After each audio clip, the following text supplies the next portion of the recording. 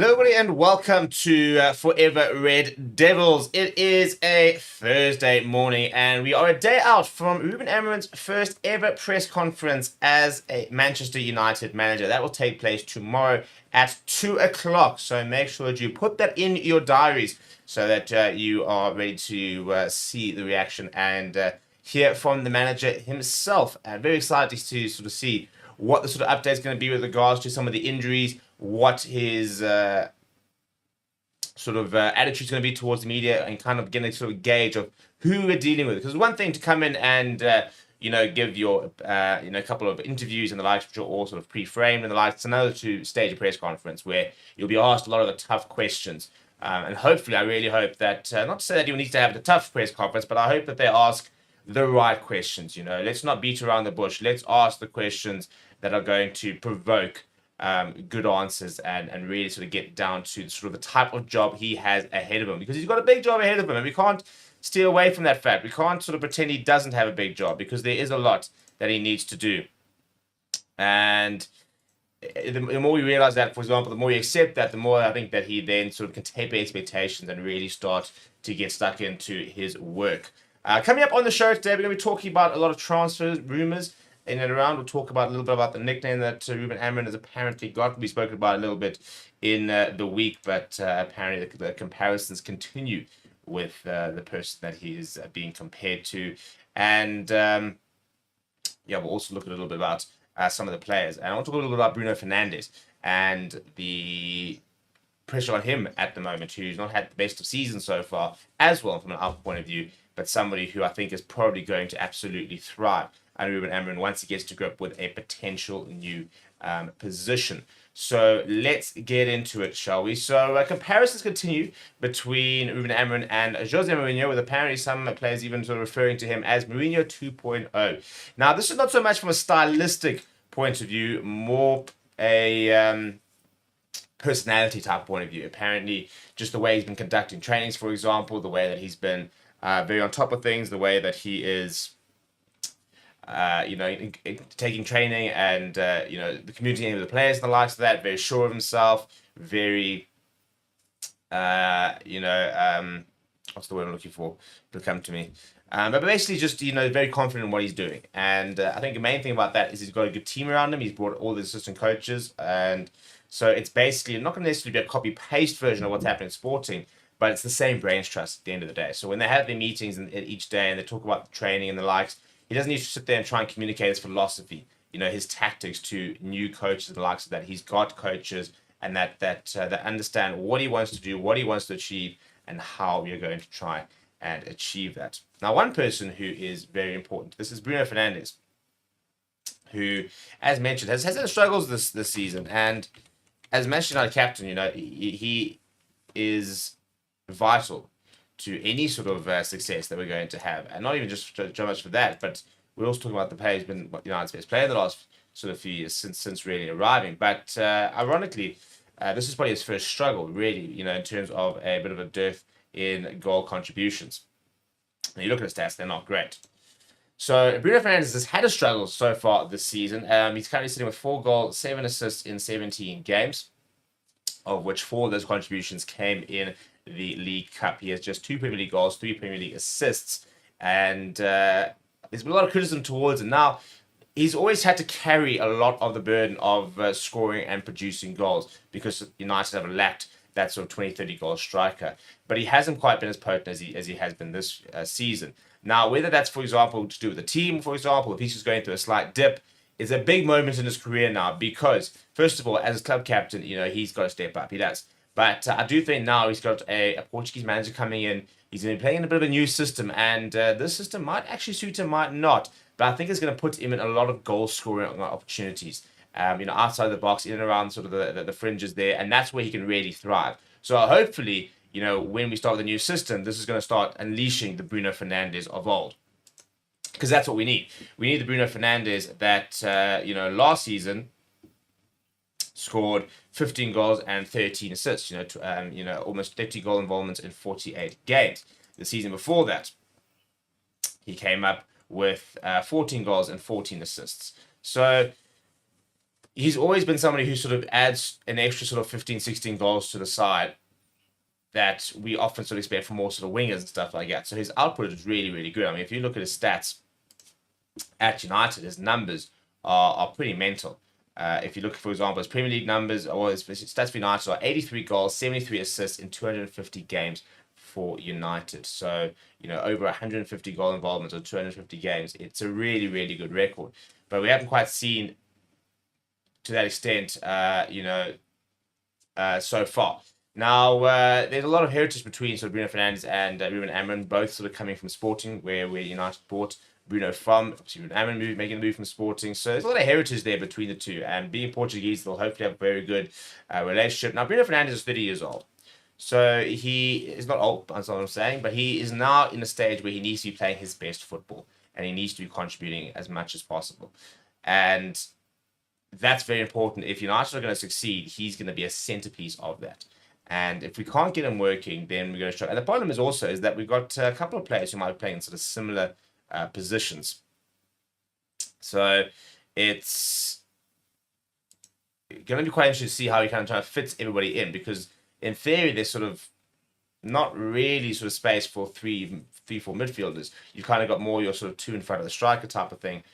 Which could sometimes be your wings and the likes of that, or Rashford, for example. I suppose, and sometimes there are more sort of forwards of very commons, like a Bruno Fernandes, attacking midfielder. He'll be playing just in behind. So it'll be interesting to see how we set up. Do you go to the Mason Mount and Eriksen, Bruno Fernandes, in those sort of higher roles, which I think it'll suit, especially the likes of Bruno Fernandes. I think it'll suit Christian Eriksen as well. But it might sort of hamper the opportunities for other players. Can Marcus Rashford play in that role? Does he need to be playing in the sort of the wing role where he will have to do some defending, or are you playing back Marcus Rashford through the middle up front type of thing? So it's going to be very interesting to see how the players fit into the system. And unfortunately, at the moment, all we can do is really speculate about how this team's going to line up and who's sort of going to play where on Sunday, because we've only seen one sort of training session footage, and that was with a skeleton squad. So at the moment, these players will now be coming back to the squad. So if we were to, for example, get training footage of today or tomorrow, you might be able to get a better idea. Apparently traditionally on Friday, it used to basically be a match between the sort of starters and the rest type of thing. I'm sure there'll probably be something similar happening tomorrow in terms of really getting to grips with the formation and the likes of that. So it'll be very interesting to see how it all sets up and who's sort of going to be where. But Bruno Fernandes is going to start, that much we know, and he's going to be a key figure in this formation in the squad, because you look to your senior players, so Marcus Rashford, Bruno Fernandes, Casemiro, in the defense, you've got to look at Luke Shaw if he starts playing. These are players who have been at United for a long time, players who have won things at United, players that need to drive those standards to really go and take everything up to the next level. And it's so important that we do get all of this right. I mean, you look at Luke Shaw, for example, he's just 29 years old, but he's been at United for almost a decade. He arrived in 2014. And unfortunately, for example, Bruno Fernandes has actually played more games than him, but he's been at the club now for 10 years and has won a reasonable amount. Unfortunately, that came a bit too late to win a Premier League, but he's won the League Cup, he's won the FA Cup, he's won the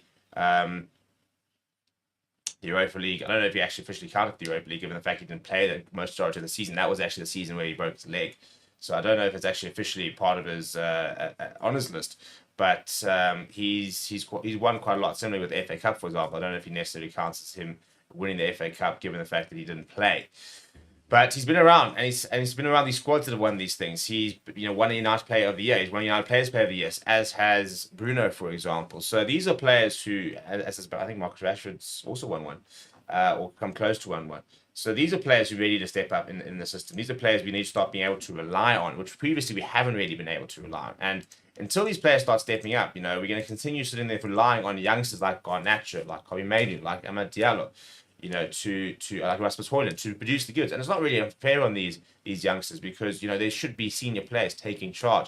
But that's been the biggest criticism towards United of late, is the fact that senior players aren't stepping up. Senior players aren't, during the tough moments, putting their hand up, and there sort of generally seems to be a lack of leadership currently in and around the squad, and that's where a lot of the criticism is coming, because everybody's saying, well, who's stepping up? Who is going in and saying, listen, I will take charge here, and I will get involved. And that's funny enough. That's one of the things I've always quite liked about Harry Maguire. Yes, he's had some disaster games, and he's had some really bad moments at United, but he's never been someone who shied away from the responsibility. And people need to be very careful. Him making mistakes is not him shying away from responsibility or like that. Sometimes, the player might not be good enough at a time and go through those patches. But you've seen, for example, and often, it's very interesting. You're 2-0 down. Who is the player who wants the ball? Simple question. Who is the player that wants the ball? Who is the player who's sitting there saying, listen, give it to me, let's make something work? And he is somebody, for example, that would often carry through to the midfield and look and sit there and say, right, guys, come, who's on here? It's something that Paul Pogba used to do very, very well, is that he always wanted to have the ball. Whether it was under pressure, for example, in bad situations, he always said, give me the ball.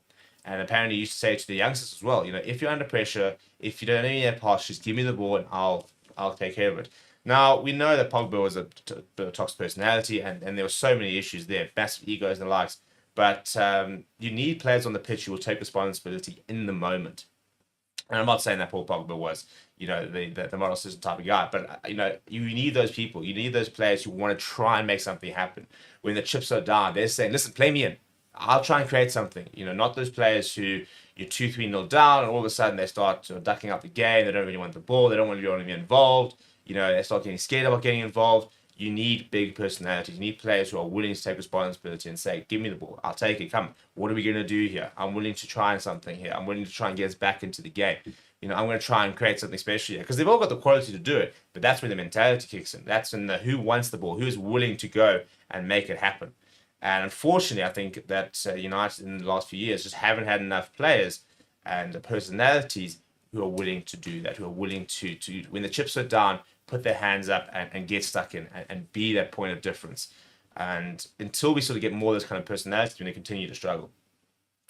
And there's been far too many off the pitch incidents as well. Casemiro leaving at half time, things like that. Now he's come back and he's starting to play much better. For example, he's actually scoring goals or everything. He scored absolutely worldy the other day. But you don't want to sit there with all these off the pitch incidents of players leaving at half time, players going to social media and talking about coaches and the whole Sancho incident. We need less of that crap. So a big thing I think we're coming in the recruiting policy is going and recruiting the right type of people, the right type of personalities that aren't going to become a problem, personalities that are going to be all very much aligned and very sort of together and united in the approach that we want to take, so that we can be quite together. And I think that's the big thing. When Ruben Amorim came in, he spoke about the fact he wants to change the identity and establish a new identity for United. That is a key part of that. All the players understand what the identity is and how do we get the identity right. And that comes down to the attitudes, the personalities, the captains, for example, the different players, all be on the same page. Let's get into some transfer rumors, shall we? And a very, very interesting first one up is Manchester United are reportedly very interested in bringing Angel Gomes back to the club. Apparently, Ruben Amorim is a long-term admirer of the midfielder who left United. He is currently at Lyon, and he has been playing really good football to the point where he's been called up to the England squad and has been playing for England. And all of a sudden, he suddenly popped up into a lot of different clubs. And so not Lyon, Lille. Get there eventually. As I said that, I thought that's wrong. I knew it started with an L. He's been playing for good football for Lille, but yeah, he's been playing for England, and all of a sudden, that's put him on a lot of radars for a lot of different clubs. Now, he was a player that I think everybody was quite sad to leave. He came in and made his debut. And I think he was like 16 at the time when he made his debut. One of the youngest players ever to make his debut for United. And has played 4 times for England this year. So we'd love to bring him back. I don't know how much it would cost to bring him back, but he's a player we'd all love to have back. Whether it'll actually happen, I don't know. Whether we want it really to happen, I don't know. It's difficult. It's easy to sort of see him make come into England and have a great and have a couple of games. All of a sudden, we all want him, but he is, for example, playing probably some of the best football of his career so far. He's 24 years old now, so he's a little bit more mature. He's still tiny, and there's always talk about whether he's going to be big enough to be able to play, senior football. And I think he still stands at like 1.65 meters or whatever. So he's still not a particularly big person, but I don't think he's ever going to be. But he's matured, and it'll be very interesting to see where he does go. There's a lot of players out there, I mean, a lot of clubs out there who are monitoring him, who are looking to bring him in. And yeah, I'd love to see him back. I absolutely loved watching him. And to be fair, I can understand why he left. You know, I think at the time he just decided in what, 4 years ago, he was 20 at the time, he decided he wanted to go and find first team football. He didn't find it immediately, he actually went on loan. I think a lot of people always ask, well, why couldn't we have sent him on loan? Why did we sell him? Why couldn't we have said, right, off you go? You only played 5 times for United. Why could we not facilitate a proper loan for him at a championship club or a League One side or League Two, for example, or and the like Serie B, for example. So it was quite frustrating when he did leave because, yeah, we all knew the talent he had. You don't make a debut at 16 years old if you don't have the talent. But he was quite adamant that he wanted to move away. We did want to keep him. It wasn't the case we didn't want to keep him. And I think, once you've been part of United, you're going to want to come back at some stage to try and make it, really. And I think if the opportunity's there, I wouldn't be surprised if he does come back, because he'll definitely want to come back and try and prove that he was good enough. For example, he is good enough to play for United. The question is, can we get the deal over the line, and how much would that cost? Because you don't want to go and spend a lot of money on him. But if you can get him for 20, 30 million, 40 million maybe, then why not? It would be worth taking a risk on bringing another midfielder if Ruben Amorim really is a big admirer of him. Other transfer news, and this is ridiculous, is an exclusive apparently from Give Me Sport saying that Manchester United are leading the race to sign Sphere Nijpen from Rosenborg. And Rosenborg is, I should say, yeah, apparently willing to part with them. Now, there's a lot wrong with this deal. We're going to talk about it a little bit in a second. And we do have a Norse player, but trying to just load the exact numbers over here. Right, here it is. Right, so apparently we are leading the race to sign Sphere Nijpen from Rosenborg, which is the top league of Norwegian football, and they play the top league of football. And he is just 17 years old. So exciting, young midfielder, cool, all sounds great, but apparently he is thought to be in the rounds of valued at £84 million. If we pay £84 million for a 17-year-old, I will lose my shit, because you can't take a risk on that kind of money. I mean, it's kind of the transfer. I mean, everyone's liking to Odegaard. Look how long it's taken Odegaard to get where he is. Real Madrid never got the player that they spent a stupid amount of money on. And now we're going to go and drop similar kind of money on a 17-year-old who's doing well in the Norwegian league. Great player. Surely we're not going to spend that kind of money on him. Surely we're not going to make that kind of mistake again. I'll be absolutely fuming if we do. Sure. I mean, and this is the problem, I think, is that we've got into a situation where as soon as Manchester United are linked to a player, that price just skyrockets. I can tell you right now, a player like Sphere Nijpen will not go for £84 million. They probably wouldn't even be talking about £84 million if Manchester United were not in the race. And this is the big thing we've got to change. Manchester United have to change the narrative that we overpay for players. If, for example, we say a player is worth £40 million, we will pay £40 million. We cannot be in a situation where we think a player is valued at 40, they think a player is valued at 70, we go on for a couple months, and then in the end we end up paying 80 because we now panicked and now we're right at the end of the window. We've got to stop overpaying for players, because the more we do it, the more we can keep having to do it.